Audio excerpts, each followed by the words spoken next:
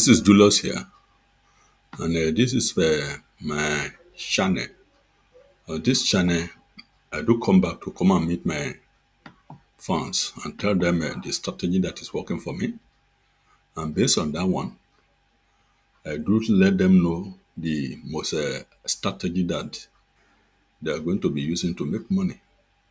And peradventure, you like any of the video here, you are employed to view those video, and if you like them, just watch them and implement them immediately. In today's video, I'm going to show you how you can start making money from a CPA marketing step by step as a complete beginner. And you can use any CPA platform like a CPA Lead, CPAGrip, CPA Build, or Multibounty. But for the purpose of this video, we're going to use a CPA Grid.